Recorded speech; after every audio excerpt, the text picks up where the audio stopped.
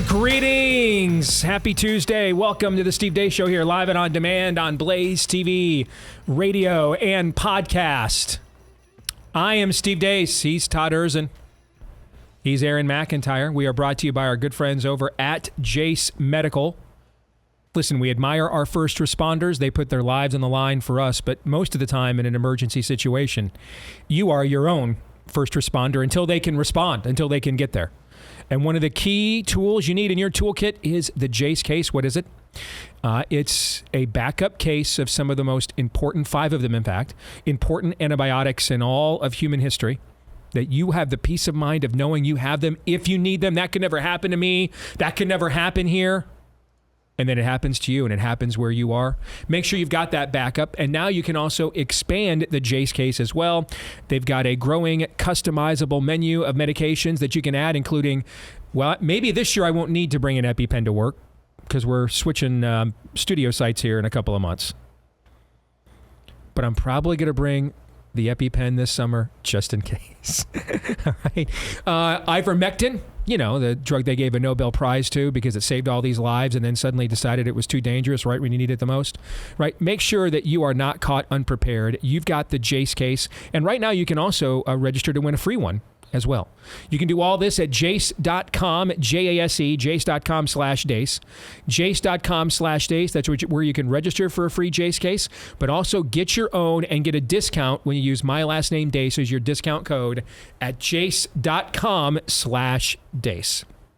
All right, coming up on the show today, for Fake News or Not, we're going to spend that entire segment dissecting something I said on X recently. And we kind of, I think, at least I tried anyway, to live out what I'm advocating about when is it okay to platform someone, when is it okay to interview someone. And I think that because their views are, to some people, or maybe even a lot of people, untenable, unconventional, incendiary, right? So recently you had Tucker Carlson interviewing an emissary from Qatar or Qatar. The reaction to the interview we did yesterday with Ray Fava is all over the place, as I expected it would be, including a lot of people like, you shouldn't even put that stuff on the air. Put what stuff on the air? I mean, we're in an era right now where everything's up for grabs. Do we have a centralized institution, gentlemen, we can go to, trust, that can play epistemological referee for us? Do we have that right now? Anywhere in the West? It's sketchy. Yeah. It's sketch, as the kids say, because apparently that last Y was just too much energy to exert, so they had to take sketchy from our childhood and just get rid of the Y and make it sketch. It does sound cooler, though. Maybe that's why they did it. Doesn't sketch sound a little cooler than sketchy? It does. Maybe the kids are right about that one. I'm not giving it to him. No? I think I might go to sketch. Aaron, can you get a ruling on this? Deciding vote, sketch or sketchy? What's I'm cooler? Sorry, I'm a boomer at heart, so I don't have an opinion. So you're sketchy then? Yes, okay. All right. So we don't have a lot of centralized places to go. Doesn't mean we don't need to play some form of referee. But to me, there's a difference between being a gatekeeper and a referee. I do think sometimes gatekeepering isn't a bad thing. Like, the Lord wants me to be gatekeeper of my home, right? Not just let anything in there, right? You know? So we're going to have this conversation coming up in Fake News or Not. And I have not put down any parameters for this conversation next hour on purpose. I want it to just be, come now, let us reason together, resolved. And then as if we were doing this, just the three of us behind the scenes about the show and something we wanted to see where we were each at, let's just do it, in front of the audience this time, because I think it has a huge impact on them and what they do get to see and not see from shows like this, right? For Pop Culture Tuesday, Stephen A. Smith is copying me. All right, attempting to go from sports media, albeit making way more money than I ever have or will, from sports media crossing over to politics, maybe even to running for president. And essentially, you can see what he's doing. He's trying to Donald Trump the Democratic Party. And I think there's no chance it will work. And there was maybe a window where it would have, but that window is closed. I'm going to make my case on that next hour, and then you two get to decide if you think I'm right or wrong. Come on, Steve. Okay. The California governor who started a podcast to reinvent himself, to improve his image. And one episode in, he kicked off a civil war. There's no possibility of a Donald Trump happening in the Democrat Party? No, there's not. No, there's not. And I'll explain why. And then you guys can agree or disagree coming up in the final segment of the show. Bottom of this hour, this is on us, man. We need to have this guy on more because he is sharp and does a great job for our network. Chris Bedford is our D.C. correspondent for Blaze TV. We have it's a fake fight. I talked about this in the overtime yesterday. I just have nothing left for budget fights that are never going to happen. I've got no energy left. Even Todd told me in the overtime yesterday I'm allowed to quit on this. So if Todd is letting me quit, it's like when Dave told me I could quit wrestling at Jackson Park Junior High. He let me quit nothing. And I've always thanked him for that. All right. Help make me the man I am today. But the one time Dave came to me and said, listen, man, you're like embarrassing the entire family. I was like so relieved. No more bear crawls. I get to leave. Thank you. So I know it's bad if you're telling me, yeah, we can probably just give this one up. Because you're inclined to just go to the bitter end, just to be bitter about it all the way to the end. That's kind of how you're wired. Yeah. So even if you were like, yeah, I got to tap out. But even more insufferable right now is everybody on the right who says, I've got my Milton Freeman Weebelo badge here, and I know the rules. No. Yeah, I know. But it is creating a ton of drama. And so Chris is there stationed in D.C., and he'll give us an update on it coming up at the bottom of the hour. But let's kick this thing off and get it rolling as we always do. Here's Aaron's rundown of what happened while we were away. What happened while we were away, brought to you by Don't Bring a Pool Noodle to a Gunfight. Ontario, Canada Premier Doug Ford is threatening to cut off or heavily tariff electricity exports to 3 U.S. states, Minnesota, Michigan, and New York. Canadian electricity accounts for well less than 10% of all of those states' total usage. Nevertheless, Canada is threatening to shut it off. So this morning, President Trump said if they do that, Canada will have another 50% tariff slapped on Canadian steel and aluminum. Elon Musk is under attack not only on rabid Democrats persistently protesting his efforts at Doge. Some of his Tesla car dealerships have been attacked by vandals and fire bombings. Yesterday, a social media site X was the victim of a massive and well-funded or coordinated cyber attack. Asked on Fox News if he has any ideas who was behind that cyber attack, Musk said, well, we're not sure exactly what happened, but there was a massive cyber attack to try to bring down the X system with IP addresses originating in the Ukraine area. Trump administration yesterday announced the arrest of a pro-Hamas agitator at Columbia University. Trump said the arrest of Mahmoud Khalil will be the first of many. The U.S. House is set to vote on a continuing resolution today. One holdout is Congressman Thomas Massie, who says the continuing resolution is just another bloated omnibus in disguise.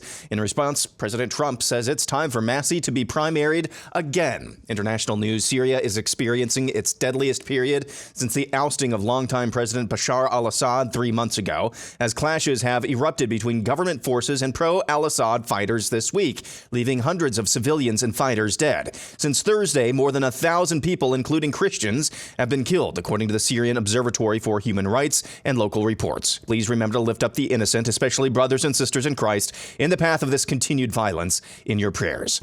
This effing guy update. Here's John Stewart on the topic of Hungarian media. If you have a media machine that purposefully lies to its people to maintain a political fiction and get themselves power, that is the hallmark of an authoritarian system, not a democratic system. Absolutely.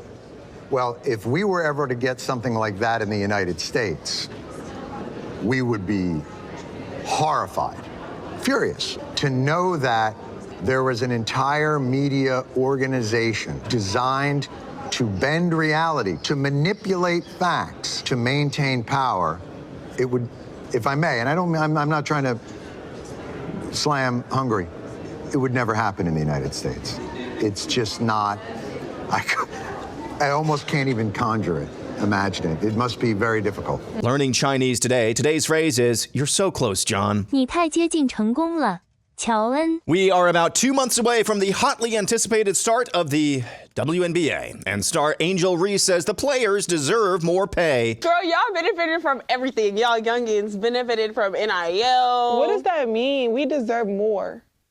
Of course. Everybody. I agree. Everybody. I agree with that. I'm hearing like, yeah, they don't give us, if y'all don't give us what we want, like, we sit out. And finally, your friendly reminder, this country dodged a bullet. So we did DoorDash. because I wanted Doritos. And they were about, the red carpet part was about to start. Nobody wanted to leave to go to the grocery store. So it was DoorDash. And I'm thinking about this, so I was willing to give up whatever might be the tracking of Kamala Harris's particular fondness for nacho cheese Doritos for the sake of getting a big bag of Doritos as I watched the Oscars. And that's what happened while we were away. All right, where to begin with this bad boy? Let's start with the WNBA thing. Because I'm going to have a somewhat contrarian analysis on this. Even though I have the same take on it all of you do. Which is to quote the great prophet Emperor Palpatine, do it. All right. I mean, I've never rooted harder for a strike in my entire life. And maybe, in fact, consider doing so into perpetuity. And your league is worth and valued nothing without Caitlin Clark. It literally has zero value. It has no value at all. It has none. She's bigger than your league. The player you all hate the most. Despite her, frankly, pathetic attempts to snivel and grovel at your feet. And say, can I make you guys even richer than you don't deserve to be than I already have? So that is my personal take on it. But here's my analysis. Remember when Colin Kaepernick came out with the Nike shoe? Yeah. And I said, guys, they're going to make a whole bunch of bank on this. I mean, listen, no one in the sound of our voices is ever buying a pair of these. But we're part of a different America. We're in what's left of America. In the left America. The woke buy sneakers too. Yeah, exactly. Thank you. The inverse of the famous Jordan line. Thank you. These are gonna, I mean, they're gonna buy a couple times. They're gonna buy pairs of these. Same thing with the Trump sneakers, inverted, the other way. The left America laughed at the Trump sneakers. They sold those things out like in an hour, guys. I mean, we are two ships passing in the night here. We're not a unified culture at all. For the way the NBA operates, see, the WNBA is a subsidiary of the NBA. And this message isn't, they're not shooting this across the bow of their fans. This is directed at the NBA. And a league that has just woked itself into, I mean, at this point, if the NHL could get its act together, I think the Canada-US series a month ago demonstrated it could be a real threat to the NBA for third or fourth. Actually, you count the college sports, I'd put the NBA fourth or fifth right now. NBA ratings are in the tank, the toilet. The only thing, I'm not exaggerating, the only thing I know about the NBA this year is that Luka Doncic got traded to the Lakers. Yeah. In a very mysterious move where you had a top 10 player, you never put him on the trade market to drive the price up, and you just traded him in secret overnight and don't have a real good answer for why you did that. That's kind of curious. Anyway, my point is, this is aimed at woke NBA leadership. Hey, listen, you don't want a bunch of black lesbians on ESPN calling you guys racist, do you? Guys, it's going to freaking work brilliantly. I mean, those affluent white owners, I wouldn't be surprised if the WNBA's got a new CBA by the time we're off the air here today. It's going to work brilliantly. You don't want a bunch of black lesbians all over woke MSNB, ESPN, having the entire story on SportsCenter. We're getting close to the end of March Madness. Sports calendar's going to really open up. They need content. You don't want a bunch of black lesbians all over MS ESPN calling you all racist, do you? Pay up. It's going to work. Thoughts? That's their audience, and it's the right strategy. Basically, these are the same kinds of people that paid all these Ivy League schools all their annuities to then just, be protested by Queers for Palestine on their own campuses. This leverage play will work for who it's intended and targeted at. Yeah, I care less about that. Of course, it's impossibly stupid. It's this mix of arrogance and ignorance that is not unique to that ridiculous girl. This is where this is not really about the WNBA. This is about the modern sports culture. That's NIL. That's the transfer portal. That's college football. It's all stupid. Our priorities are totally. We don't know what we're doing it for anymore. We are way too comfortable. They're all acting. They are spoiled rotten, and they're all acting like martyrs all the time. Give me more. I need more. That's what that really is about. It's the same as the rest of the sports bro culture. It is people who don't deserve the things that they have anymore because they've become narcissistic and they think it's about them. They don't think it's a gift. They don't think they're blessed to live in this time where they get to do this instead of mining coal or doing whatever. That's the problem. That's the best sports bro culture takedown you've ever done. Aaron, I'm not giving to top that. So I'm going to throw this one at you instead. Okay? Because, brother, that was praise the Lord and pass the ammunition. Good. All right.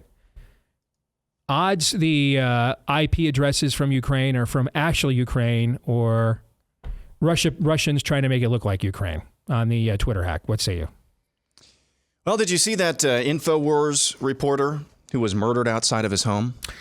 Yeah, so I'm not familiar with his name. I just heard his name when he got killed, which is sad and Libs tragic. Libs of TikTok just posted that this reporter was on the Ukraine enemies list. Do you remember that enemies list that they created? I had forgotten about it, but yeah, interesting. So what do you think? Methinks there was some talking head on mainstream media over the weekend that said basically Ukrainians are better Americans than actual Americans. Methinks that might be a little inaccurate. I wouldn't put it past Ukraine, but I wouldn't put it past Russia. Neither would I. I would love to understand. Total coin flip. Yeah, I would love to understand what makes Vladimir Putin tick. I can't trust anything that comes out of his mouth because I could see it coming from the KGB agent Vladimir Putin or the Vladimir Putin nationalist. I love my country, and here's what I really think and what I'm trying to accomplish. I can never decipher that because I don't trust them. And as you laid out perfectly, I think it was last week or the week before, Ukraine and Russia's governments are basically mirror images of one another. They really are. One's just got a bigger military. Yes, just thugocracy versus thugocracy. One of them can hit a lot harder, though. On the Massie thing, is this the third time I believe Trump has called for a primary of Massie? He's primaried him twice. It's at least twice. He's actually gotten a primary candidate against him twice and gotten annihilated both times. I have to tell you, I think the whole thing is just dumb on every side. And I hate to say this, I love Thomas Massie to death. I think it's dumb on the Massie side. Let me explain why. And I think we have to invoke the biblical term of casting pearls before swine.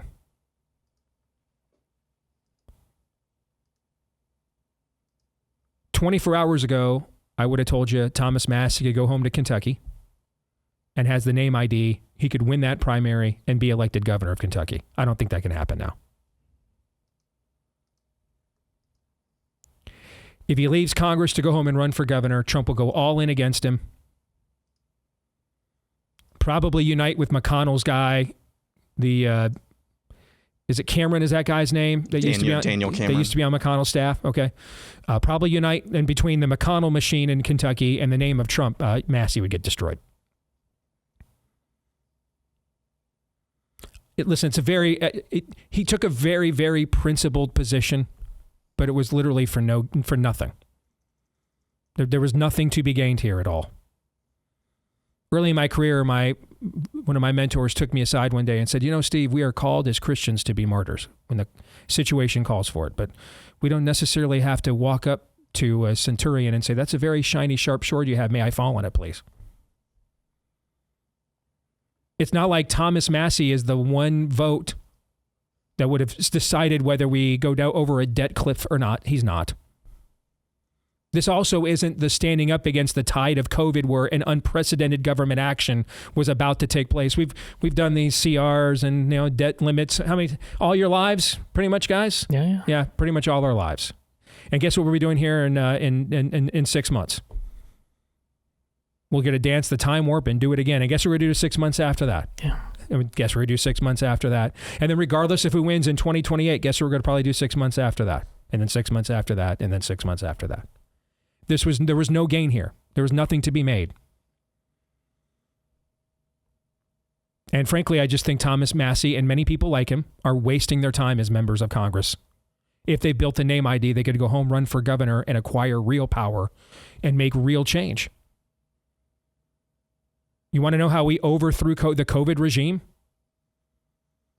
Despite the fact we were in complete total minority status in Washington, D.C., we had a critical mass of states, and it only even took a few. Your state actually, ironically, did it because of your Supreme Court at the time, Wisconsin. Wisconsin was the first state to actually officially reopen. Ours was next. We were the first to reopen by gubernatorial decree. Ours and Georgia were next, and then Florida. And then, of course, Greg Abbott's under pressure, so he's got to follow. You can't just have Ron DeSantis making him look bad. But just literally a handful of states ended. A consortium of a handful of states ended COVID-stan. How did we overturn Roe? We've been appointing conservative justices our entire freaking lives. A handful of states finally put together heartbeat legislation that brought the question of what is a life, when does life begin, which cut right to the heart of Roe v. Wade, and that's what toppled Roe. The battle is in our states. And to me, this is just a complete waste of political capital. On every side, it's just a complete, total distraction for Trump. He got what he wanted. Doesn't have to do this. He got what he wanted. Doesn't have to do it. Just move on. Take the dub. And in the end, Massie's vote, and to make sure now he is enemy number one of the Trump-Susie Wiles primary duopoly. To do what? There's nothing happened. Nothing constructive in this entire scenario took place. And all we did is have two men we really need just waste political capital on absolutely nothing. On nothing. It's a pointless exercise. So I'm not saying any more about it. Unless you guys want to add something, I'll move on. I said something about it today. Joe Barry from the Babylon Bee was making a joke about it, but wouldn't it be nice if every member of Congress was as principled as Joe Barry? Then it wouldn't matter. Of course, but there's the rub. It's conservatism going back to the seeds being planted in the 60s. It's our entire adult life, Steve. It's just a failed experiment. It's not that no one. People like to talk about it. But there's no real doing. There's no plans. I said basically this is Steve's thing about going to be somebody versus doing something. Everybody, most people in Congress are sports bro. They like the name, image, and likeness. They like the transfer portal. They really do not like anything about citizenship, statescraft. That's boring to them. This is the high school halls. They want to be most likely to succeed. It's exhausting. Part of being genuinely conservative should just be knowing what reality is. And the reality is exactly what Steve just said. This is what I said back in December. This is exactly the point I was making back in December. And it was an even better point because Joe Biden was president and he could have just vetoed whatever was a continuing resolution back then as well. Again, see the world as it is, not as you would like it to be. Yep. We're never going to criticize somebody for fighting on actual real principle, not the narcissism that many on X confuse for principle, as Todd likes to point out. We're never going to really criticize you for that. But if that gets in the way of actually seeing the world as it is and not as you would like it to be, then we've got a problem. We'll have a difference of opinion, let's put it that way, on best strategy and tactics to maybe, hopefully, start to shape the world in a little bit closer to the image that you would like it to be. But as we discussed yesterday on Overtime, Congress is a mess. What is actually accomplishable? What Thomas Massie and others, God bless them, would like is not accomplishable right now. It's not accomplishable. Yeah. You know where it is accomplishable? The governor's office in Lexington, Kentucky. Or is it Frankfurt? Frankfurt, I'm sorry. In Frankfurt, Kentucky, it's accomplishable there. And the odds now that he could get there than they compared to 24 hours ago are there's a better chance I could almost win the primary in Kentucky than he could at this point. And then on the other end, Trump got the W he wanted. So you got one dissenter. What is the point in how having all your engagement people arguing with each other over one vote? And this is the kind of rake step crap that hurt the first term, okay? No one's a winner here. Nothing principled happened here. It's a total waste of capital by everybody. By everybody.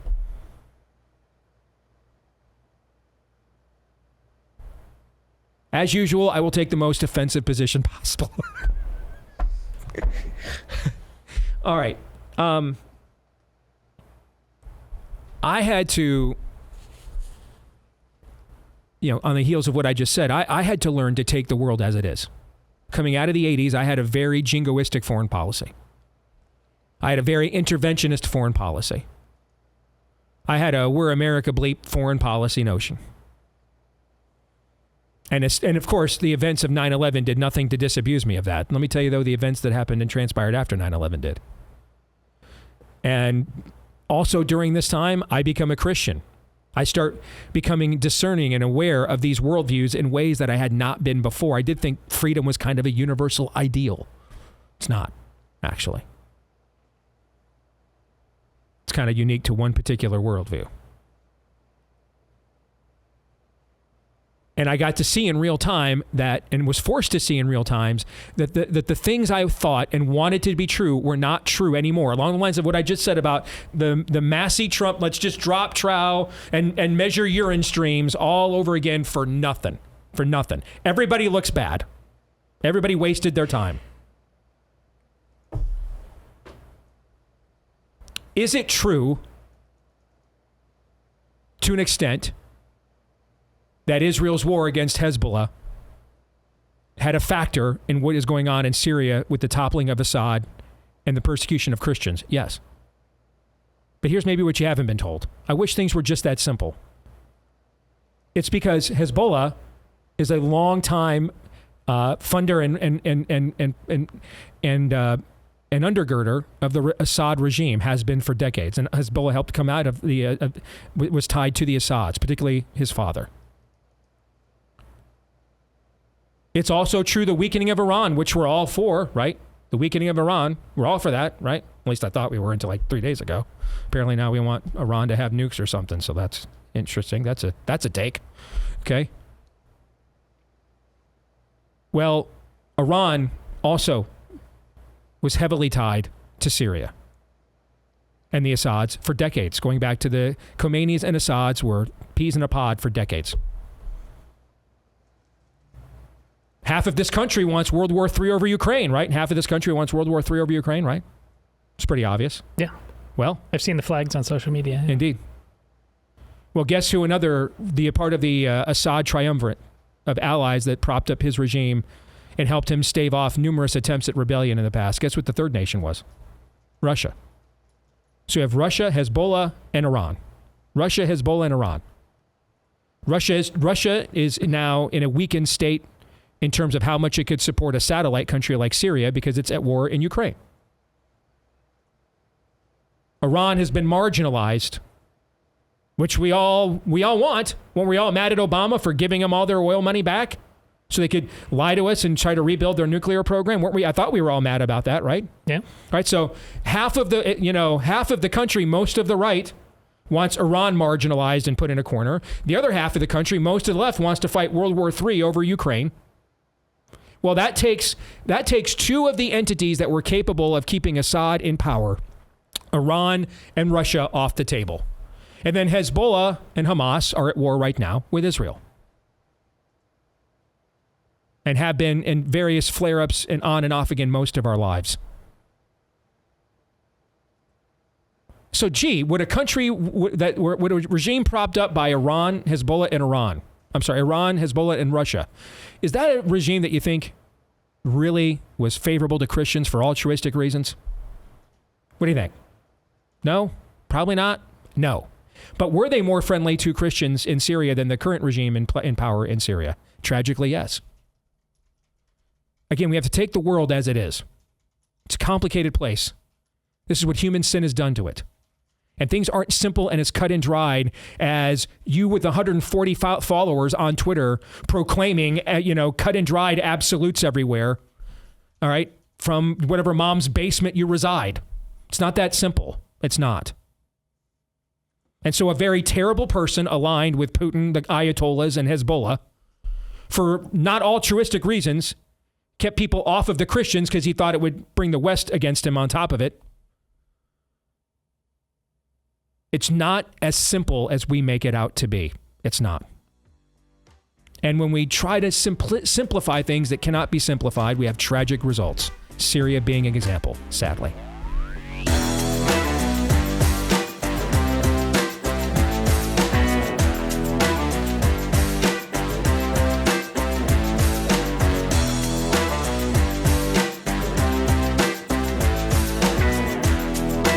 So even Trump now, he is saying, I remember last Tuesday when I was down in Dallas for the big joint session speech, and Glenn Beck was like, Trump needs to just be honest with people that the economy is probably going to get worse before it gets better. And we're all like, well, that's not a very Trumpian message, all right?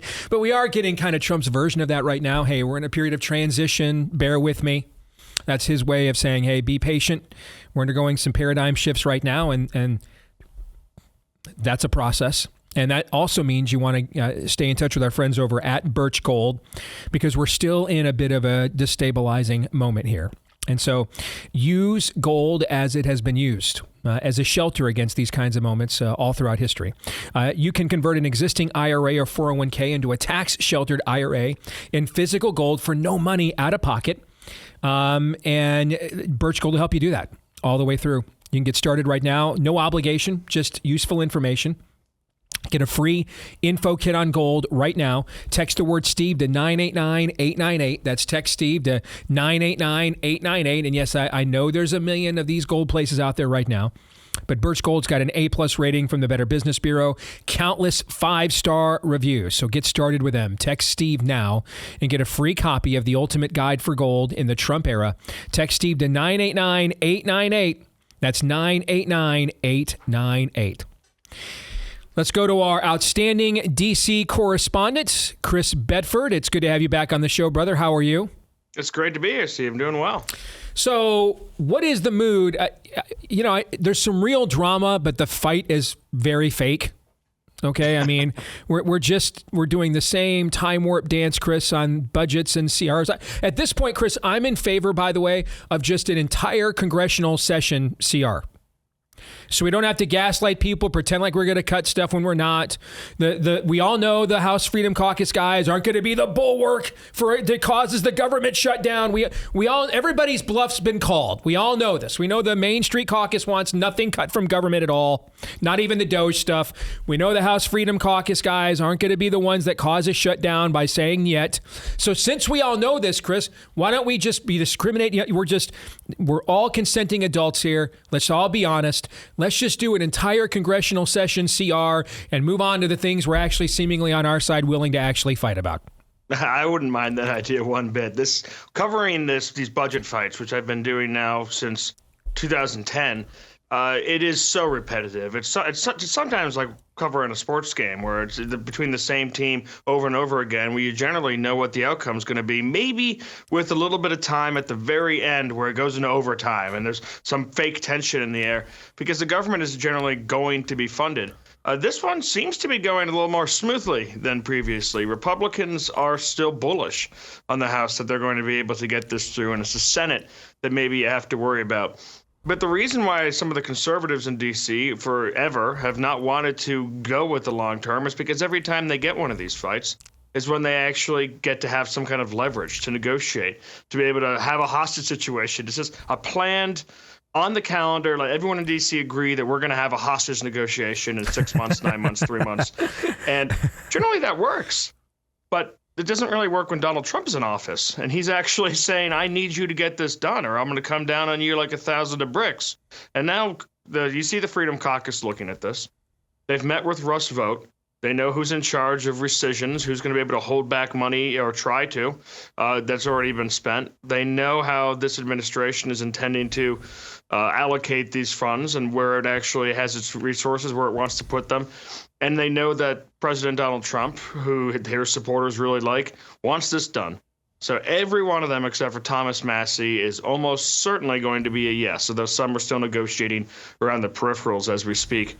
The Senate, I think it's probably similar to what you're saying right now. I'm writing about it for the Beltway Brief in the morning. The Democrats, from leadership on down, which is very unusual, are saying, let's get ready for a shutdown. What do we have to lose? But their whole complaint is that they don't like the cuts that Elon Musk is making and Russ Vought could potentially be making. Well, guess who's in charge of who spends the money, what's essential, what's not if there is a shutdown? Russ Vought becomes king. Mm-hmm. He's got his lawyers behind him who are going to say, you can do this, you can do this, you can do this, and you can decide what's not essential. Now, if I'm one of those Democrats who's just won some kind of lawsuit to push through more foreign aid for this or more money for this, Well, I don't really want Russ Vought to suddenly have that power to say, I guess that's not essential. I think the money's going to be canceled. And that's the trap they're walking into. So I still suspect, and now D.C. has a great habit of disappointing everyone, but I still suspect that on Saturday morning, everybody in this city will be getting ready for St. Patrick's Day weekend, just like normal. Why 6 months for this one? Why do this all again in the heart of the fall? Why? It's just part of the rigmarole. I mean, they could do 9 months and then have to do just do it at 9 months and screw us at Christmas. We're not paying attention, and we can just have a happy holiday. Why do it in September when a lot more people will be paying attention? And the Christmas shutdowns are probably one of my favorites because the government really already does shut down. Right. Now they're going to try and claim that orphans will freeze to death for the Christmas holiday if you do that, but it's not true. Mm-hmm. It's not backed up by anything. The government closes essentially from really D.C. kind of starts to shut down in the first week of December and open up in the first week of January. It's basically a month that people aren't here, but even the essential services shut down right before Christmas Eve and go through New Year's Day for a lot of these sorts of things. The reason is because they still have to kind of put a little dressing on it. They have to make people feel good. There are a lot of Republicans in the Senate and in the House who have never in their lives voted for a CR, or maybe with small, very short exceptions. These people, they've kind of staked a lot of their political philosophy on never backing this style of governance as irresponsible and Congress giving up on its duties and Congress surrendering its ability to actually control the budget and have fiscal responsibility.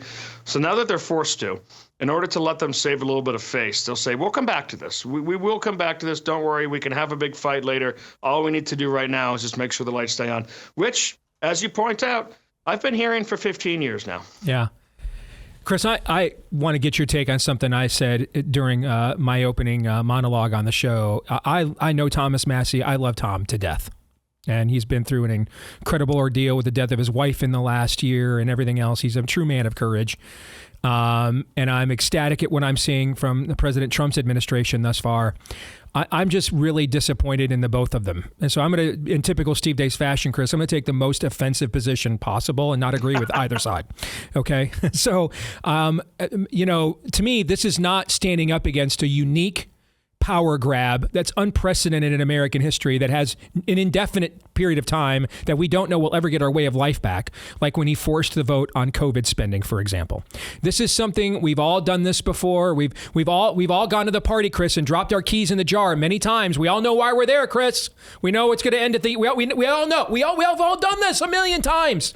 All right. And to me, I want Thomas Massie to go back home to Kentucky and run for governor and wield actual power, where he can turn the Commonwealth of Kentucky into the next Iowa, Georgia, Florida, etc. And it can look, and the things that he wants done are actually possible.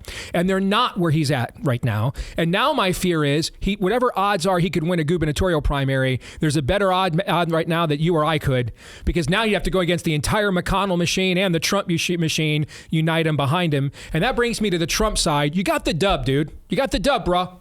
Okay, take the win, move on. To rub Massie's nose in it, now you got senators coming out tweeting against you in defense of him. You've got your own influence network on the right arguing with each other back and forth about who's more loyal to which side. This is the kind of stupidity of rake steps that he did in his first term, frankly, that were personality contests that got in the way of the agenda. You got the dub, take the dub. Massie's no threat. I understand why Trump doesn't want to let anyone get to his right. He's king. I understand that. Massie's one person. He's not any kind of a threat. It's just, to me, the entire thing was everybody expending political capital for nothing, Chris. It was it's the political version of casting pearls onto swine to me. What do you think? Do you remember that fake controversy that was totally not real at all, that Donald Trump had insulted the American dead from Belleau Woods in the First World War? Yes. And you could tell it was fake because no one who died in the First World War had ever said Donald Trump was wrong or called him a loser or insulted him in any way. And if they had, he probably would have attacked them and said he shouldn't have gotten killed at Belleau Wood. That's the way he actually operates. But he doesn't ever attack people who he doesn't feel like have done something to wrong him. And no fight seems too small and no fight too big And that's just kind of part of his personality, which has gotten in the way a couple times. But it turns out that no one seems to be really above his criticism, whether you're the Bush family, which at the time when he first went at them was supposed to be the last Republican dynasty, or whether you're John McCain, who was supposedly the untouchable war hero until he went back and forth with Trump. Now, Thomas Massie, I think, is a little bit of a different animal here. He's someone who, he's Dr. No. He's like a Ron Paul's type figure. You know he's going to vote no. The other Republicans have got to be a little annoyed that he always takes that one slot that's used for the protest vote. They would probably like to take that protest vote sometime to be able to maintain some of the philosophies that they've had over the years and the resistance they've had. And at the same time, as you pointed out, Massie's been through hell in the last year. We're losing his wife. At this point, he's kind of like a Dr. Manhattan figure. He doesn't have any of the attachments to Washington, D.C. or any of the feelings or what people care about. But it's a sad place, too, at the same time because of that loneliness, but also because of the political loneliness. You're just a protest vote. It doesn't really make a big difference. It's just it's a pebble in an ocean, essentially, and you're not actually contributing any aspect to governing like you would be able to with Kentucky. I hadn't thought about that, the squandering of the gubernatorial race in Kentucky, whether or not that can be made up in the future. Although there is one good thing about Trump's willingness to attack people, no matter whether or not he should, no whether or not it will actually make a difference, and that's that he'll come around really quickly. I've seen him at a table with people who are on the cover of National Review's ridiculous Never Trump issue, and he laughs with them and says, "Oh, you used to not like me, but now you like me, and now we're friends, and now we're at the table." So he can always come around on things, but right now, going back and forth, it is ugly, just like you said. Before we go, let's talk about a fight, Chris, I think we should be having right now. Okay? Do you know what Pam Bondi's doing right now? Any clue? I saw that she was placing a story in Fox about her accomplishments. Yeah. Do you know what they are? I mean, I can't even recall. What's Anna Paulina's committee doing? Do you know? With the committee there on the JFK files, do you know what they're doing? It looks like she's been throwing a hot potato because everybody was so excited about this. And then there was that bungled release of the binders. And now everyone's really quiet. And I remember asking friends, why has Anna Paulina been in charge of this? And she's a friendly congresswoman. She does some good work. But why did they put her in charge of this? And the reason was, well, it's a way to increase her political profile. But now it seems like something she probably wants to duck on. Yeah, if you're not going to deliver, it's not. I mean, you're going to nuke her from orbit if you don't deliver on this stuff. And to me, especially because we are going to go, Chris, just looking at it as, political, hardcore, geopolitical aspects of this.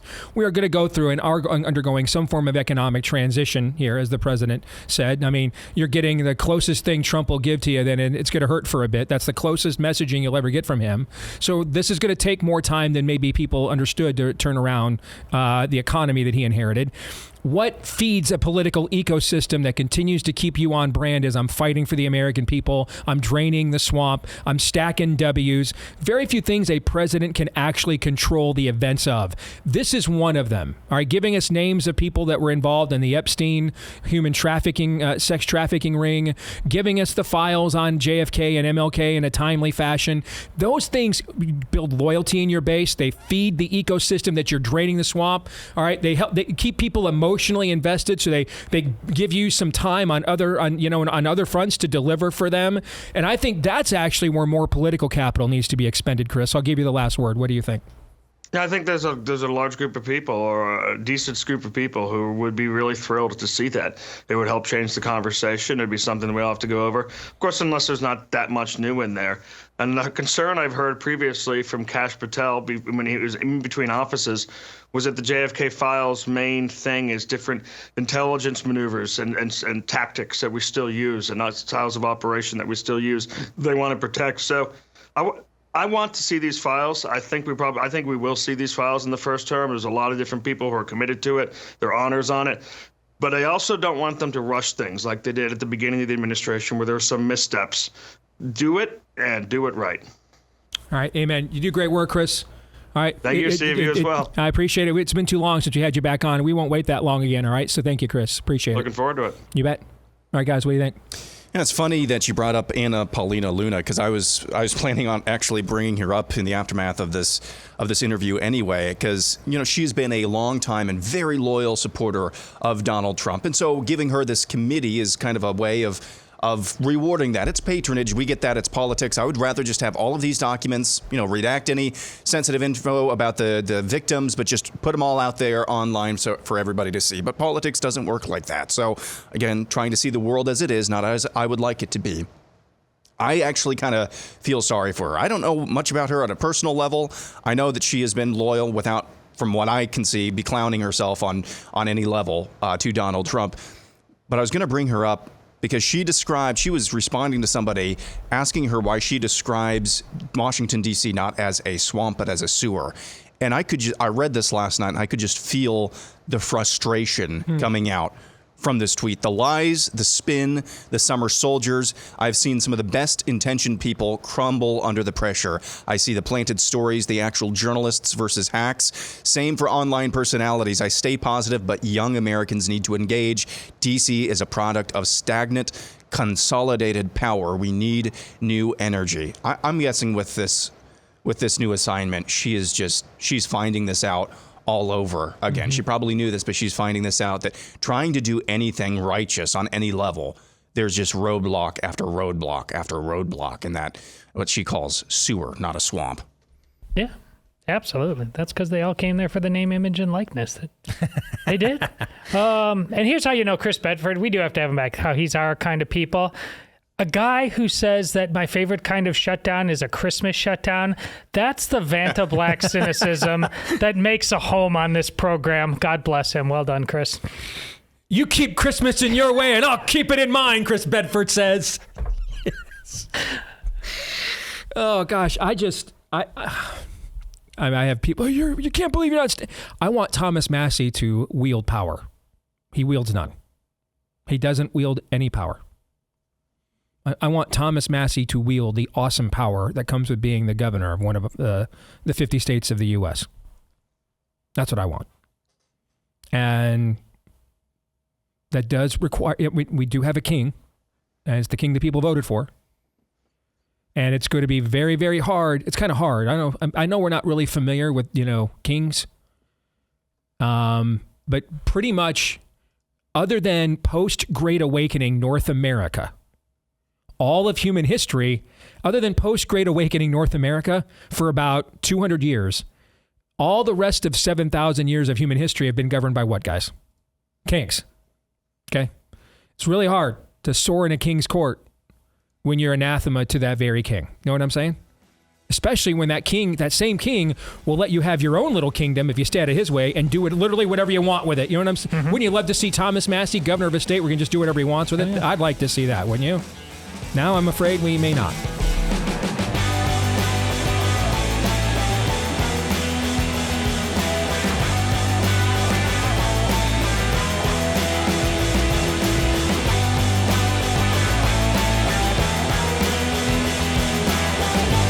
All right, back here with Hour 2, live and on demand on Blaze TV, radio, and podcast with Aaron McIntyre and Todd Erzen. I'm Steve Deace. Let us know what you think about what we think.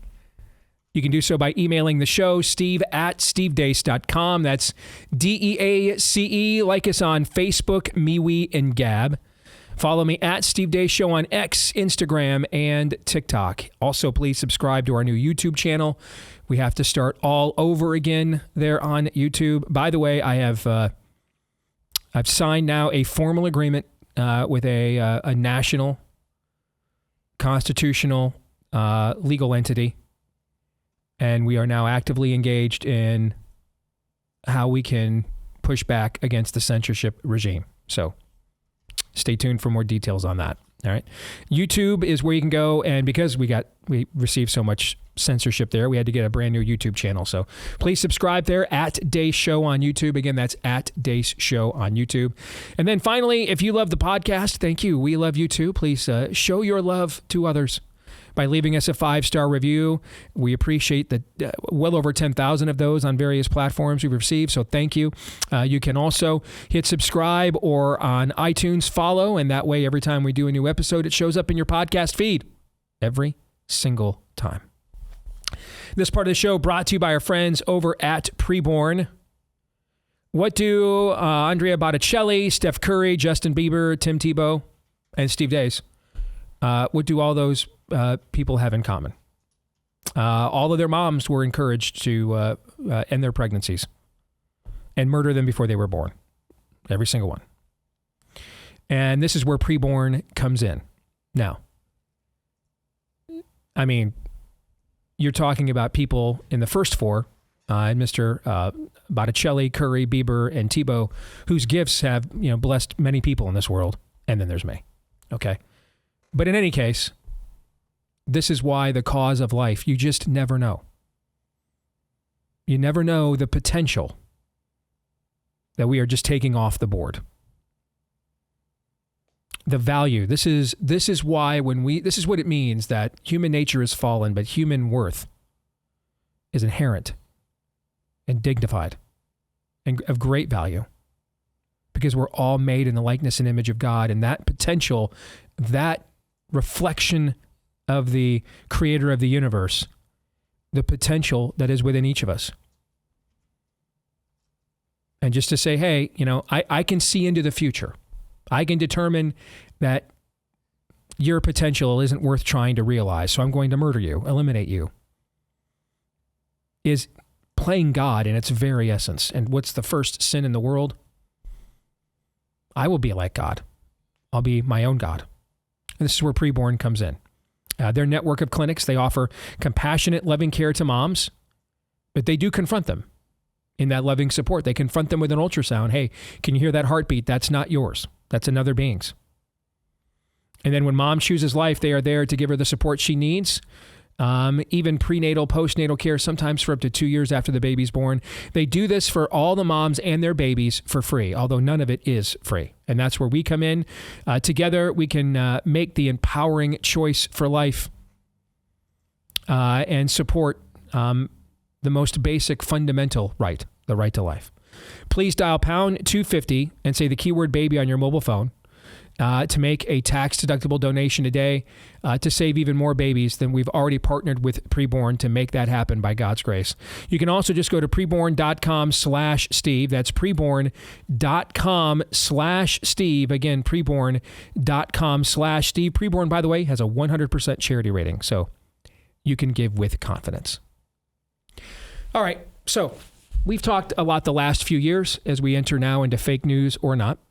We've talked a lot the last few years on the program about this epistemological nuclear winter we are in right now. What is true? How do we know what we know is true? How do we know what reality is?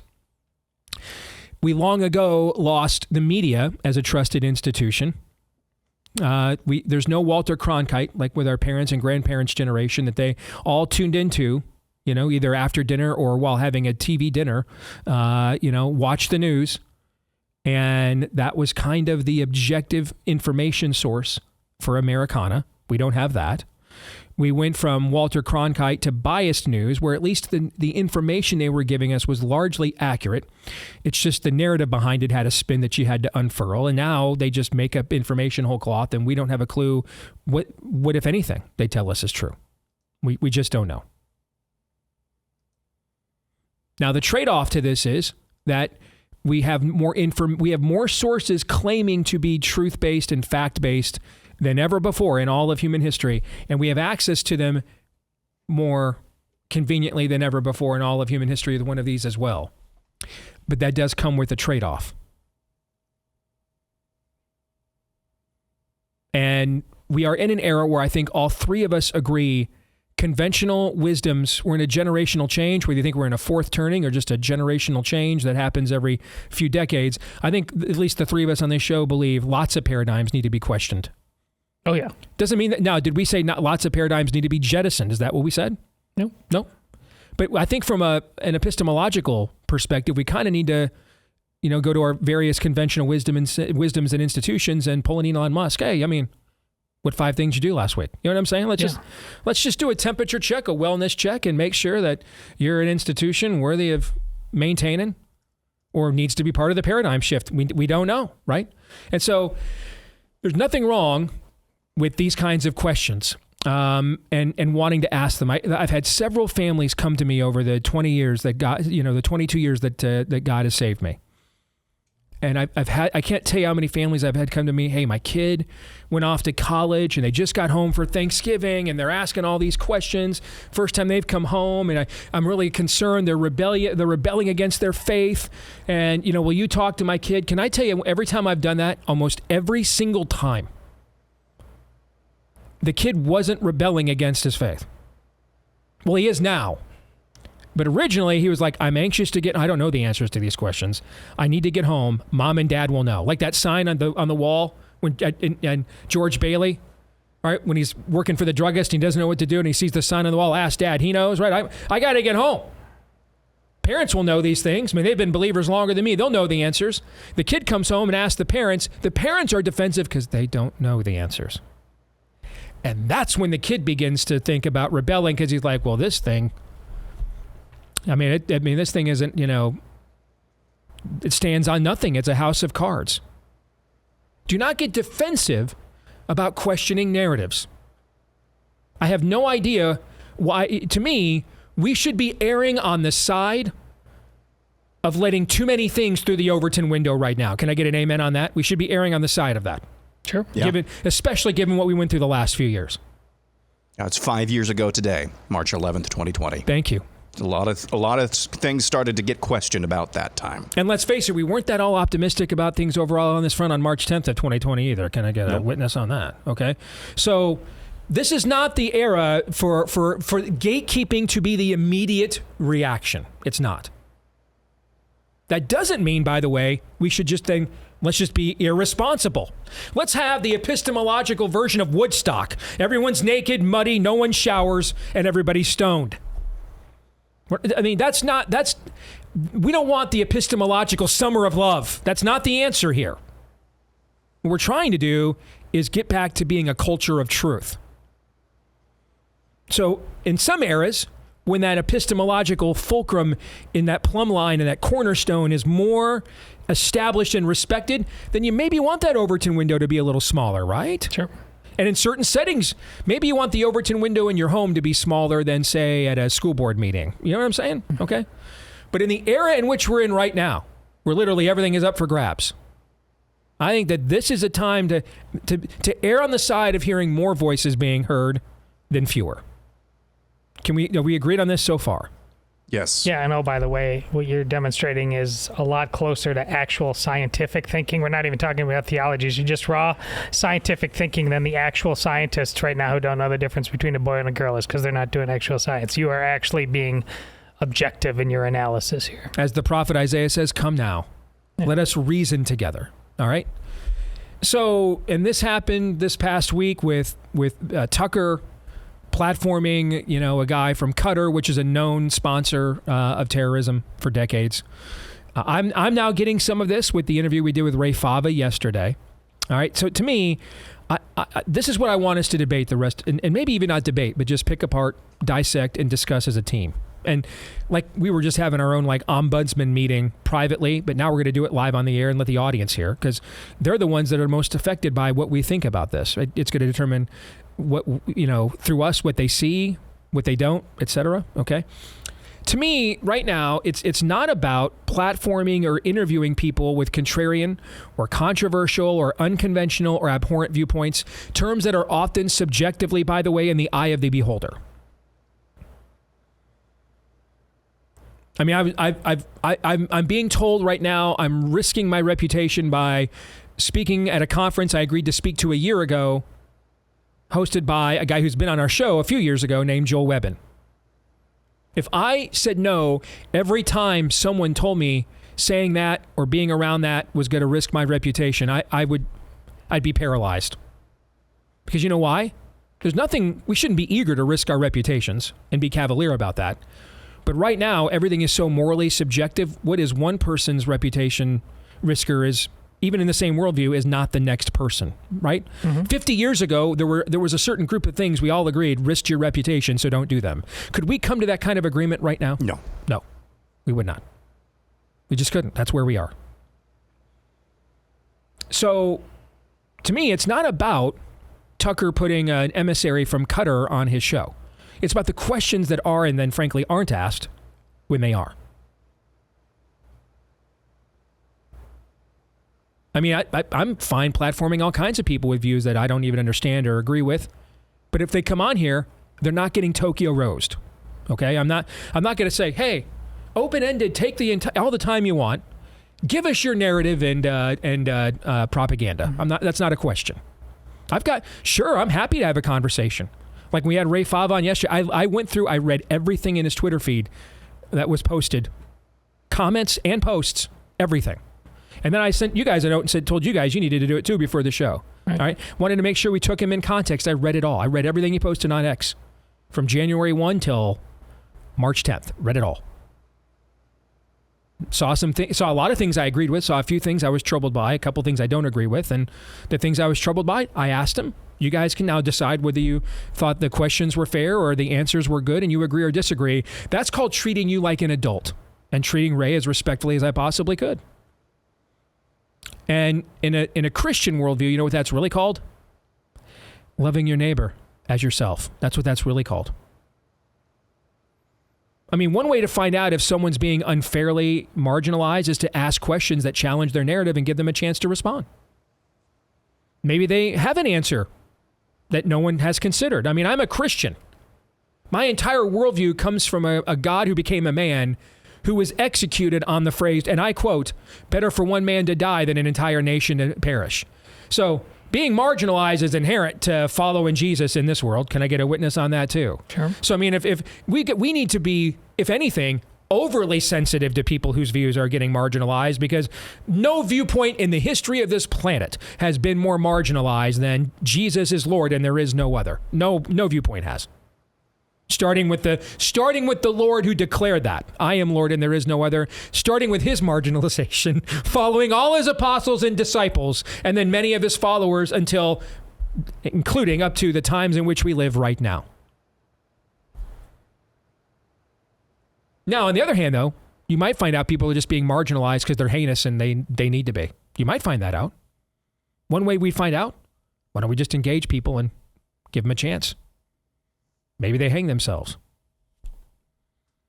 Now, the question we need to ask ourselves on our show, and frankly, all of us within our ecosystem is, do we want a narrative or do we want truth?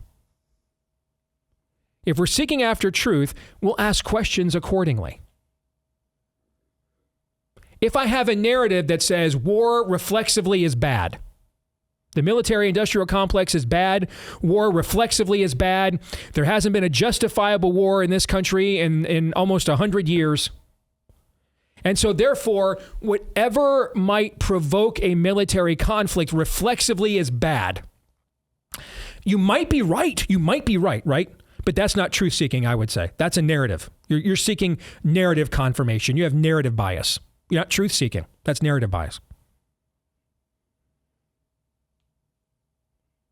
It does no good to come to the right conclusions from the wrong premise. Why? Because you're just one false premise and bad narrative away from being the fool yourself. So we're not after a counter narrative. I've already got my narrative. Jesus is Lord and there is no other. That's our narrative. Everything after that, negotiable. So Jesus is Lord, there is no other. Betting my eternal soul on that. Other than that, though, you can question me on absolutely anything. You can try questioning me on the Jesus is Lord, you'll lose. But on the other ones, I've changed my mind on several things just since you guys have just even worked for me. Dude, how often do we talk about T cells, Todd, and natural immunity? How many times do you see those phrases come up on the show prior to March 11th, 2020? Never. You know why? I didn't know what the hell a T cell was. I knew what a T-bone was. I had no clue what a T cell was. So when you're seeking truth, what you think about things, and then even the things you think are even thinking about, those things will change, right? Yes. If you're promulgating and pushing a narrative, though, not so much. I think we've had enough of the era of narratives. Can I get another amen on that? I'm asking for more amens than a Pentecostal right now, but I think it's a worthy ask. I think we've all had enough of narratives. I have my narrative. My meta-narrative is Jesus is Lord, there is no other. After that, we're seeking truth in all things with that narrative in mind.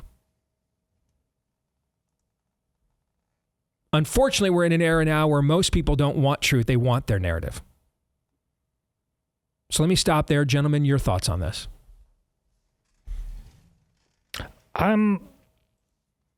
That last part about narratives, I'm for it just because so many of the narratives are narcissistic and bad. And we are right in the middle of an addiction we don't truly understand, where we're confusing narcissism for principles, largely because, and Steve and I talked about this off air a little bit today, when you had to gird your loins in the past, in the public square, in the public arena, when you wanted to enter this narrative fight for good or for bad, either way, you had to step out. Now, again, you can do it with social media, have your own podcast, a non-con style from your mom's basement. It has become way too easy with absolutely zero accountability. And that is not a problem I see a solution to anytime soon, but it has created a lot of people who aren't just bots in the technological sense, but they are full of piss and vinegar and are in no way capable of ultimately owning where they're taking these in the end. It's just endless grenade throwing with no accountability. Here's what I have zero interest in doing is trying, or anybody, I have zero interest in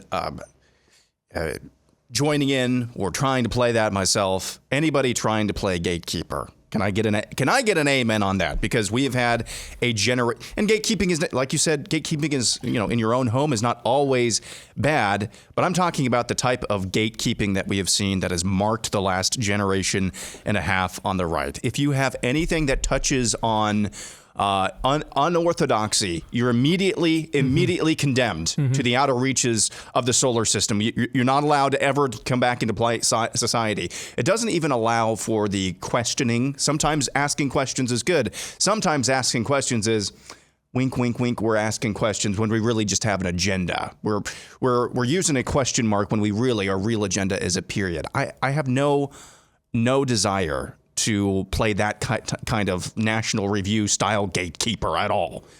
And I don't think anybody here does. The question then becomes, what can I receive? What can I reject? What can I just kind of leave alone? If there are things that we can receive while refining, that's probably conversations we can have. But there are some things that we have to reject, but not condemn the person forever. I just think we have to be real. What's happened in the old paradigm of what I'm describing is that as soon as you even toe the line or cross the line of something that's deemed unorthodox, the person is condemned forever. You get a scarlet letter, you're done forever. Instead of just saying, hey, can we refine this? Or can we seek some clarity? Or maybe I don't understand you better. We have to be adults here. What I said yesterday at the end of the show, do not throw the baby out with the bathwater. Don't throw the baby out. There are some things, there's some bathwater maybe we need to get rid of, but don't throw the baby out too. Were you going to add something before I chime back in? Oh, well, I think the flip side, and it's something that what Aaron said remind me of, the flip side of principles aren't the same thing as narcissism. Well, also make sure, and this is a really important point I want to echo that Steve made about Massie et al., not because it's him specifically, but make sure your principles aren't utopian either.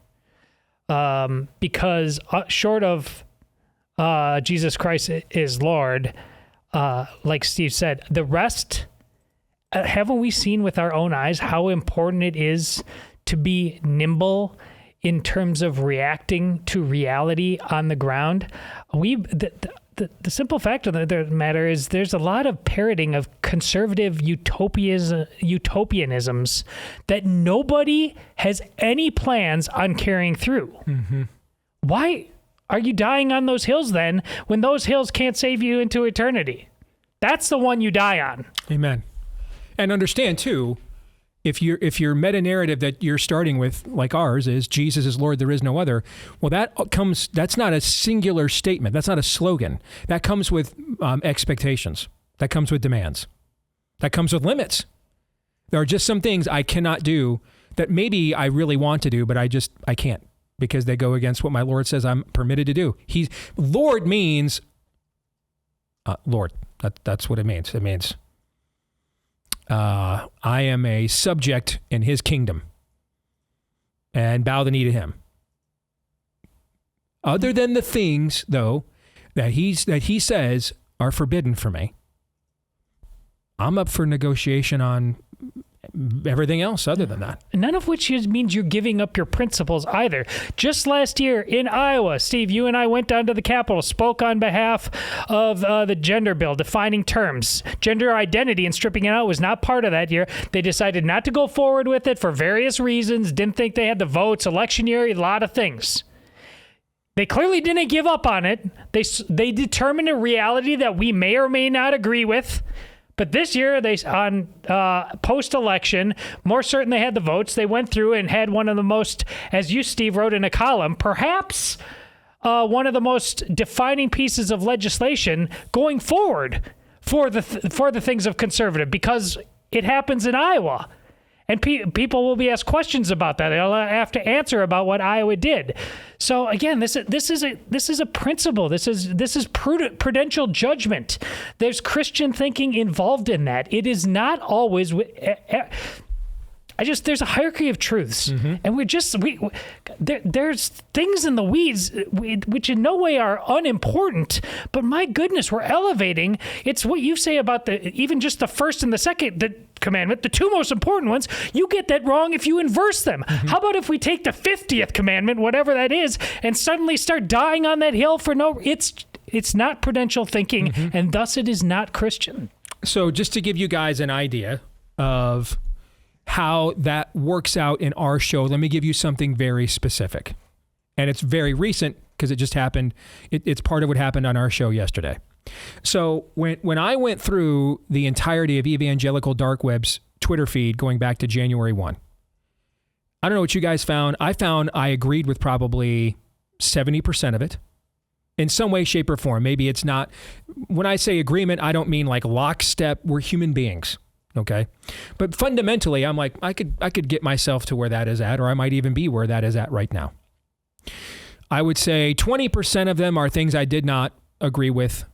And 10% of them were things I was like, we're going to need a few clarifications on what exactly this means. And that 10% is what we focused our discussion time, what I chose to focus our discussion time on with Ray yesterday, because if we're going to spend our time on the 70% of stuff in his feed that I agreed with, we could just do that show ourselves. We don't need him to do that. That's what we do, right?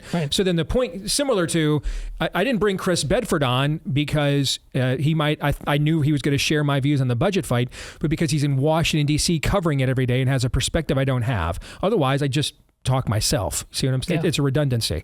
So the thing of interest, because here's the thing, that 10% I was unsure of would also clarify what I think about the 20% that I disagree with too. Right? Okay. But then there are a couple of the people that I mentioned to him yesterday that would be in that's never happening. That's flat out evil. No, not doing that. Okay. They've tried to reach out to me on X? No. That's casting pearls unto swine. I mean, fundamentally, to expose my audience to that level of toxicity, now I have to, because this is now where Paul says, don't cause a lesser brother to stumble. See what I'm saying? Like, if sitting down with those guys one-on-one, I'm confident enough in my own belief system. I'm happy just to look at them and say, Jane, you ignorant slut. No, I'm out. Tap out. No, that's going to be a no from me, dog, but enjoy hell. I'm out of here. But we all are wired differently. Tens of thousands of people are going to listen to this and watch it minimum every single day, right? And so I have to measure what's the level of toxicity worthy of being entertained, because maybe some larger points are there that, along with the lines of what Aaron, you said, that are challenging narratives that were in the era need to be challenged, and when is just something, an absolute black hole. And the Bible says to flee from the devil at that level. See what I'm saying? Mm-hmm. Okay. For example, let me give another example. If a porn star wanted to come on our show to tell us why she's very right-wing and likes Donald Trump, I would never entertain it. Even though there are plenty of right-wing porn stars, and it's kind of weird. Several of them actually follow me on X. But I would never platform them into that, because it would seem to indicate, I would be hinting at least to the audience, if not explicitly saying, what they're doing is fine because they agree with me about a closed border. So, like somebody said the other day, I don't get the Tates gave money to somebody's bionic arm. See this on X the other day? Yeah. They gave $25,000 for somebody's bionic arm, so leave them alone. I mean, I don't know how many $25,000 bionic arms, are okay for being a human trafficker, right? I mean, is there an offset? Do you guys know where the offset for that is? I mean, I don't know. Okay. So no, listen, I'm glad you want a closed border, but have you thought about closing a few other things? So no is the answer. I'm not doing that. Now, if someone who is thinking of leaving the porn industry, is troubled by what they are doing, wants to warn people about it, okay? Am I going to entertain that conversation? Yeah. See the distinction I'm trying to draw here? Of course. When I looked at Ray's feed, it was very clear him and I had several areas of agreement. We had a few that we didn't have. So I feel as the guy I believe as the guy whose name is on this show, I'm more confident exploring some of the gray and darker areas talking to him. And to somebody who's just an outright, there's nothing I find redeemable at all, and ultimately my name is on the show, so I get to make that call, and I'm held accountable for the calls I make. That's so much darkness there, the juice isn't worth the squeeze. Does that make sense? Completely. And I think that's and I have to navigate that all the time. And I think we all have to navigate that all the time. And you know what? We're not always, Aaron, going to have the same answer to that question either. Right. And the thing about the juice being worth the squeeze, this goes back to our conversation about Thomas Massie. And I think just because we've been kind of critical of him today, we all to a T love the dude. That's why you want him to be governor of Kentucky, and you're worried that that's not going to be the case. But, after which budget fight doesn't go your way, do you have to come to the conclusion the world is not the way that I wish it to be, and the juice is not worth the squeeze here? So let me go run for an office where I can make the world the way I want it to be, and governor happens to be that job. These are calculations that adults have to make every single day, especially in this arena. Yes. So I don't have a problem at all. In fact, I think it's fascinating to hear what the Qatar people think. You and I, Todd, are old enough to remember when Qatar was our ally in the first Iraq War. Okay, what I would have liked Tucker to do, given a platform, is ask questions that even maybe Tucker doesn't agree with, just to challenge their narrative and see, hey, maybe they have answers we haven't thought of. The proverb says, "One man's story seems true. Do you hear the other side?" Right? Sure. So it's not so much about who we platform; it's about the way we platform them. More in a moment.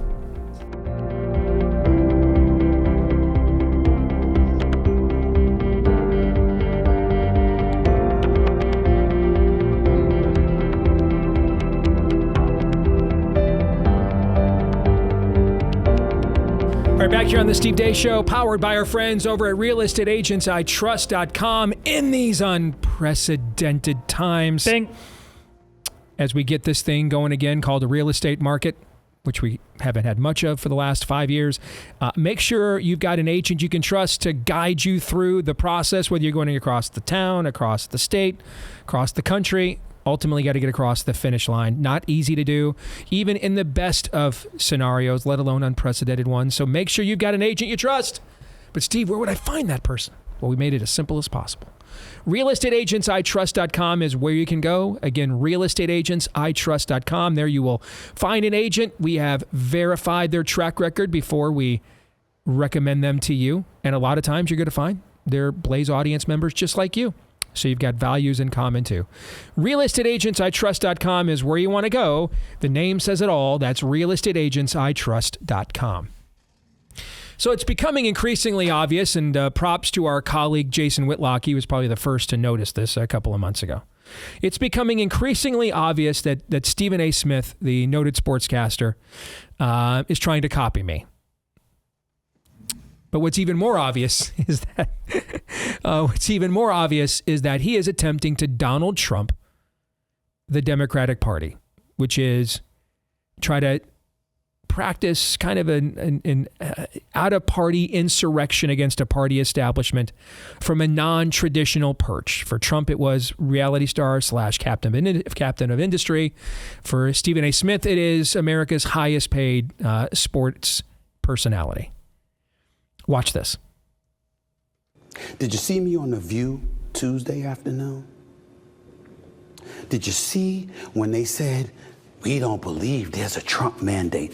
I said, oh, really? Did you see the former press secretary for the White House come on? I think Stephen A. is wrong. I don't believe what he said is correct. Donald Trump has the lowest approval ratings in the first month or so, or the 2 months of a presidency in American history. Oh, really? But didn't he win all the swing states? Didn't his popularity elevate within 89% of the counties in the United States of America? Didn't his popularity elevate within the black community, the Hispanic community, and the young voters? Didn't he win the popular vote for the first time in 20 years as a Republican nominee? Didn't he also win the Electoral College vote? Isn't he in control of the White House? Don't the Republicans have the House and the Senate? All of that happened, but there's no Trump mandate. You see the bullshit? Is it bullshit, or is it just that the Democrats are so damn lost that they're actually going to convince themselves they can do the same old and still regain power, both in the midterms and in the 2028 election? Sorry, I didn't screen that before, obviously. Missed a couple of bleeps there. I heard Will Cain actually yesterday driving home. He had that troon singer at the Bernie Sanders rally, and they forgot to bleep You forgot to bleep that? Yes. Oh, boy. Oh, man. I've been where Will is at, and you're like, oh, no. No. Hey, so here's the thing. What he's doing isn't going to work. You have to accept the world for how it is, not how you want it to be. What Stephen A. Smith is attempting to do is exactly what Trump did to the Republican Party. Now, the two parties' ecosystems at the time they were each attempted was not the same.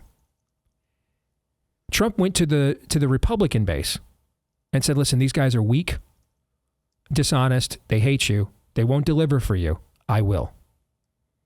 I will deliver for you on the issues you care the most about. And my track record of success in private industry proves I'm ruthless enough to keep my word. Stephen A. has a similar audience, or similar message here. Your gatekeepers like at The View, way out of touch. They're not listening to you. Here's the problem. That's not the Democratic base. Most of the people Stephen A. Smith is talking to are Republicans now. Missed his window. There's a reason why Stephen A. is getting platformed more favorably on the right than on the left. He missed his window. This Democratic base doesn't exist anymore. They've become Republicans in the Trump era. Maybe a cycle or two ago, there was enough of that residual base that this was still possible. He'd still need to win a Democratic primary and need the field so divided that maybe he could have won it with like 20 to 25% of the primary electorate. Maybe. Remember when Joe Biden ran? He ran that Uncle Joe and America announcement and how impressed we were. That's good messaging, right? Okay. Then remember the very first debate when he showed up on the stage with the candidates in the summer of 2019? And he just went way left on absolutely everything. You remember that? We had those conversations. He was like, why did he just completely undermine that message? Because he realized he was running in the Democratic primary in the year 2019, not 1999 or 89. Stephen A. Smith is running in the Democratic primary of 2028, not 1988, not 1998. The View is the Democratic base. not whoever Stephen A. Smith is talking to. They're all Republicans now. They're the 30 counties in Iowa that Barack Obama won twice and now have voted for Trump in 3 straight presidential elections. And this has played out in numerous swing states throughout the country. There's no base for this. Now, whatever of this base exists, he will single-handedly own it. But it's going to be now, and if he's really good at this, 10 or 12%, if he's really good.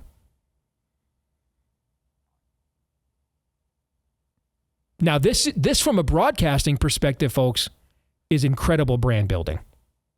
It's incredible brand building.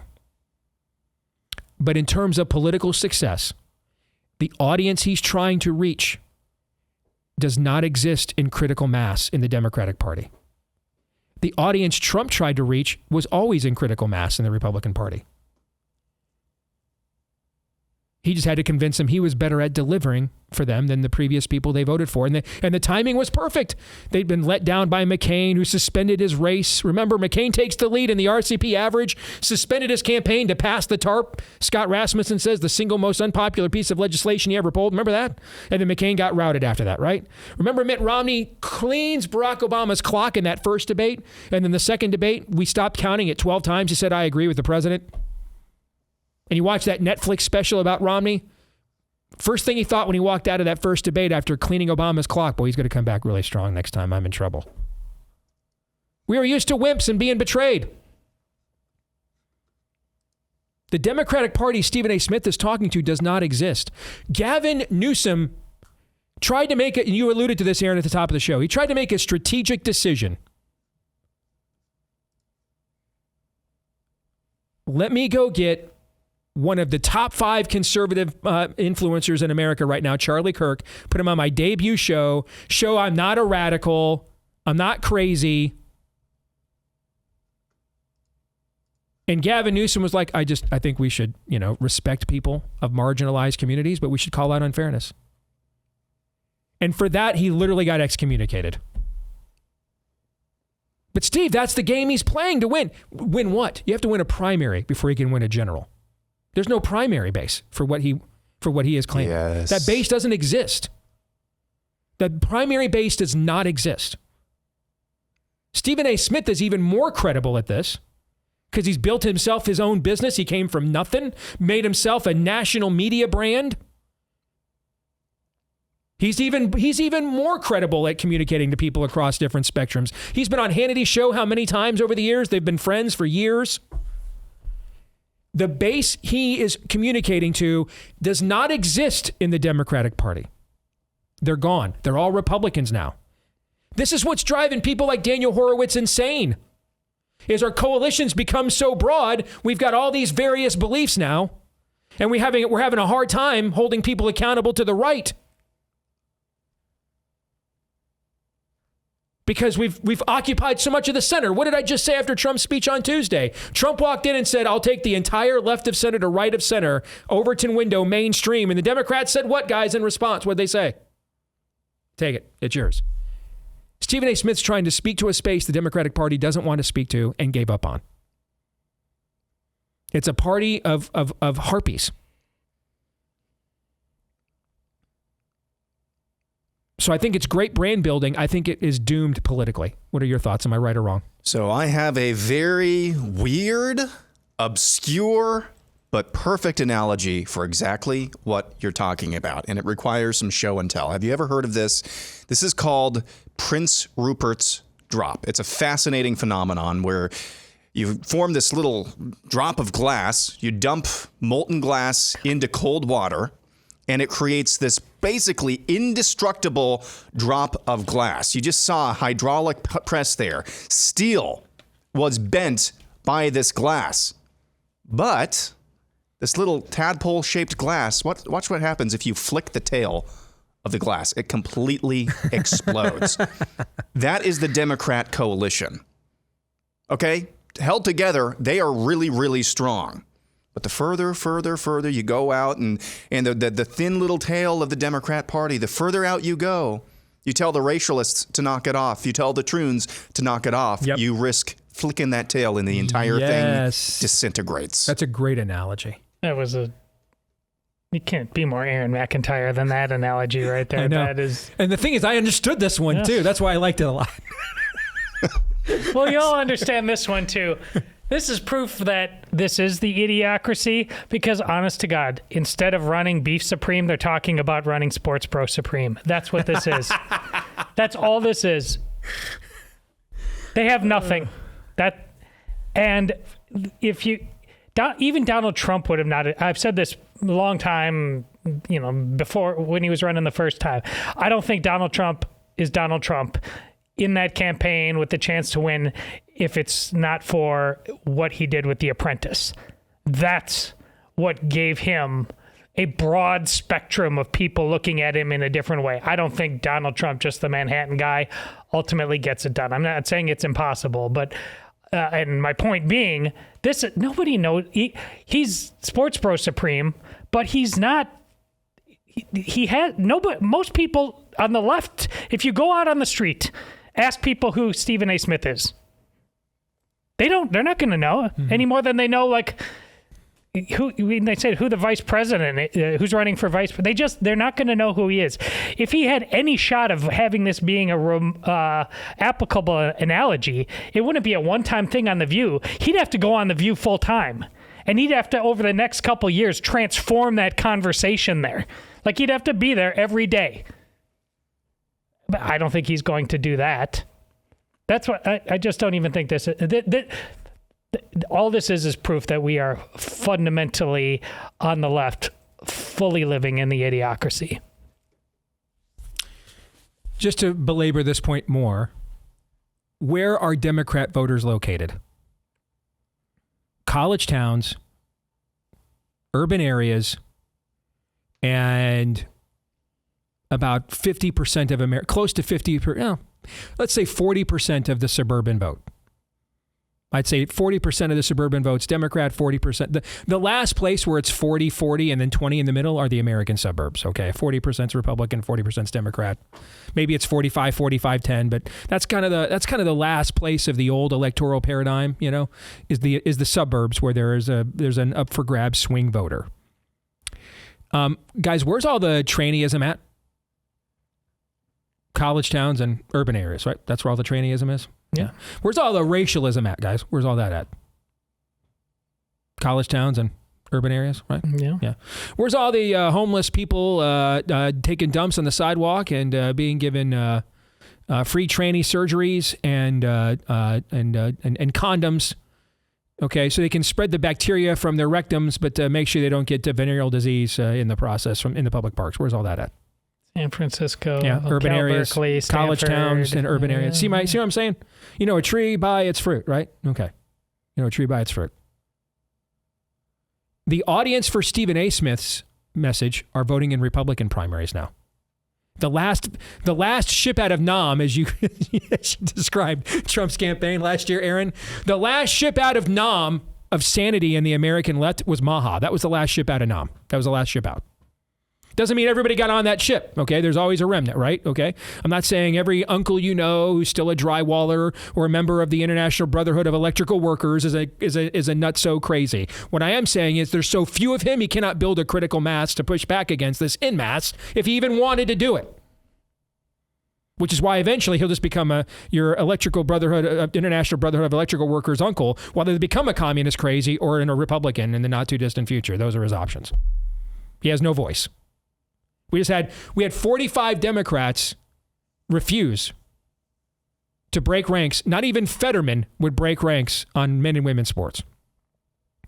There's no audience for this. It doesn't exist. All the craziest stuff happening in the culture is primarily happening in the places where the Democrat voter base is located. In Chicago, they got rid of that ridiculous communist empress and replaced her with who?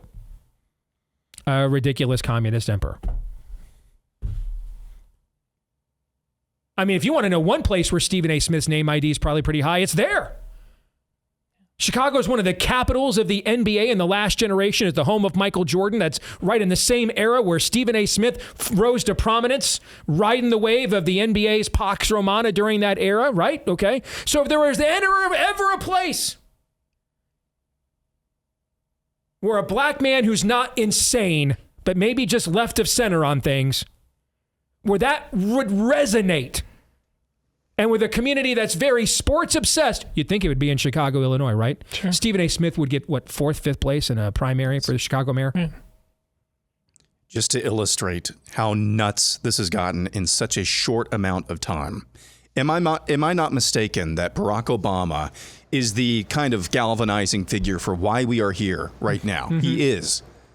The dude, didn't he run for president the first time, officially being at least not against homo marriage? He was against gay marriage the first time. He was against it, yeah.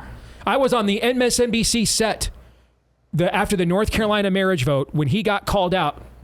I was on the panel when Barack Obama got called out and said, you got to come out and switch your vote on gay marriage or we're going to keep losing. And the next day he did. I was on the freaking panel when that happened.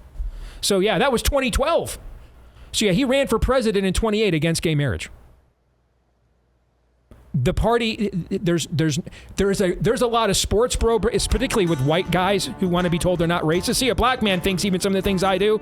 But outside of that, the critical mass of vote that exists that you need to win a Democratic primary of any consequence, he's speaking to an audience of largely none.